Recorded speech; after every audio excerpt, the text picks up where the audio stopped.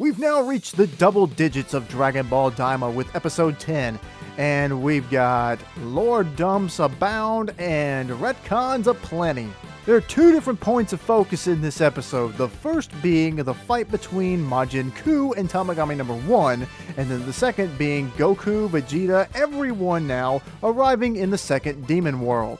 We're going to look at the fight first because it went in a completely different direction than I thought it was going to go. I thought we were going to see Majin Kuu come in and show off supreme intelligence and just completely annihilate Tamagami number 1. But we didn't get that. Instead, it seems that Majin Kuu is not this bloodthirsty, power-hungry monster that we all assumed he would be. He seemed plenty strong, he just wasn't strong enough to take down the Tamagami. And once he realized that he couldn't win, much like Tamagami number 3 did against Goku, he surrenders and says, oops, sorry, couldn't beat him. And he wasn't even that bad of a loser, even though Dr. Arensu said she was gonna fire him for losing. To which he responds that he's still a pretty strong fighter, and he's a good singer and dancer too, and he may even be really good at shopping.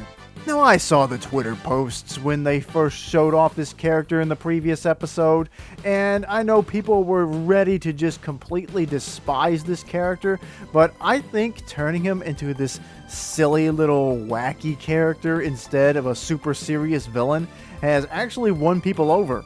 Now, we have to remember a lot of Dragon Ball villains do transform, and some of their different forms have different personalities.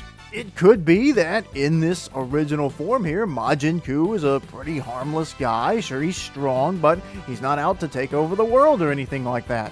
But we don't know what would happen if he managed to get his hands on the evil third eye. I mean, at some point, somebody in this show is going to have to use the evil third eye because otherwise they wouldn't have introduced it. And unfortunately, I don't think this fight really gives us any clues as to how strong Kuu is, or even Tamagami number 1 is, compared to the rest of the characters in the show. So as it stands right now, we know that Goku is stronger than Tamagami number 3, but Tamagami number 1 is stronger than Majin Kuu. It'll be interesting to see what Dr. Arensu does now that Majin Kuu failed in his mission to get the first World Dragon Ball. Will she create another Majin? Will she find a way to make Majin Kuu stronger? Could Majin Kuu possibly turn on her at some point for being such a big jerk to him? She's gonna have to come up with something and do it quick because while this is happening, Goku and the rest of the A-Team, as I'm calling them, have arrived in the second demon world with the B-Team, Vegeta, Piccolo, Bulma, and Hybus, coming in right after them. And we get to see Goma and Degasu become more and more worried about Goku gathering the Dragon Balls, as you can see that the Gendarmerie have planned an ambush for them the second they set foot in the second demon world. But Goku's easily able to take down the ships, so that's not really much of a problem. However, the Krakens in this realm are a much bigger threat right now. A Kraken shows up and destroys their ship and almost eats Ponzi as she dives back in to get the Dragon Ball, which luckily she was able to do. But one thing annoyed me about this scene is that Goku flies down to help her, and instead of using instant transmission to get out of the monster's mouth, he just flies up just to create some dramatic tension. But right after that is when Piccolo and the rest of them get there, and so they all just decide to pile up into Hybus' ship, with Glorio piloting from now on. And it turns out that their current location is actually not that far away from the planets that the Namex originated on. Now, we had gotten some glimpses of the second demon world before, but now we have full confirmation that yes, the demon world planet Namek is pretty much identical in looks to the one that we saw during the Frieza saga. Which makes sense. Of course the Namex would take some of their plants with them to try to make whatever new homeworld they found feel at least a little bit like their old one. And even though Piccolo says that this world feels familiar to him even though he's never been here before, it seems that there are no other Namex to be found here. Seems being the key word. But then Shin becomes lore dumper again, and we're told all about Rymus, the original highest being in the universe, who apparently is even higher ranking than the Omni King, and how the Demon Realm is actually the original realm of existence within the Dragon Ball world. The only reason that any of the outer universes even exists is as a request from a previous great Demon King. So this series has now given us the origins of the Dragon Ball universe itself. Let's just stop right here for a minute and think about the fact that we are still getting new deities introduced in Dragon Ball. Just when you thought that Dragon Ball Super's Omni King was the highest you could go up the ladder, we find even more heights. How many times have we done this now?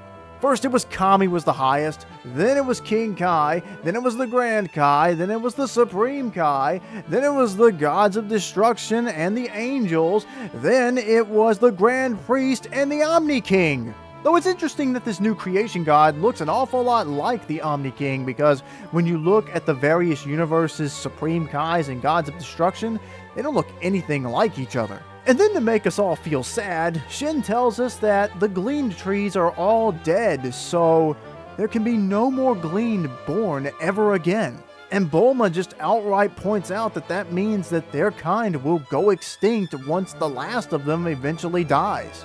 I would have assumed that when most of the Glind left the demon realm, they would have took seeds of the Glind trees, or however those things are grown, and planted new ones out in the open universe. Surely there should have been one in the sacred world of the Kais, wouldn't there be? Now, I don't know if the fact that there can never be any more Glind born ever again is going to be important to the plot or not, but I would like to hope so, because that's a pretty dark thing to just drop on us like that. Now, Shin is asked if he wants to go back and visit the original planet that the Glind were on in this realm, but he passes on it and says that there's nothing there to see, so they all pile up in the ship and get ready to take off. But before they can, we see a shadowy figure make his way towards the ship. It's Neva the Namek. Now, what could this elderly old Namek be up to out here on this abandoned planet all alone? We know at least at the beginning of the show, he was aligned with Goma, so is he on this planet up to no good? Has he prepared some sort of trap on Goma's behalf to keep Goku from getting any more of the Dragon Balls? But that's where the episode ends, and the next episode preview shows Vegeta fighting Tamagami number 2. So not counting episode 9, we're getting 3 Tamagami fights over 4 episodes. Of course, the obvious question is, can Vegeta take down the second Tamagami and claim their second Dragon Ball? Unless this one is significantly stronger than Tamagami number 3, I think Vegeta will take this one fairly easily. What do you guys think? How do you feel about the origins of the Dragon Ball universe coming from the Demon Realm? What about Majin Kuu? Do you like him more after this episode, or did it make you just hate him more? Thanks for watching this video, I really appreciate it. If you want to support my channel, then hit that like button and subscribe if you haven't already. You can donate to my channel over on my Ko-fi page, or you can become a member of the channel if you'd like to do that. Now, I'm gonna go find a social media manager for Majin Kuu, because if he's as good a dancer as he says he is, then he would be a viral sensation over on TikTok.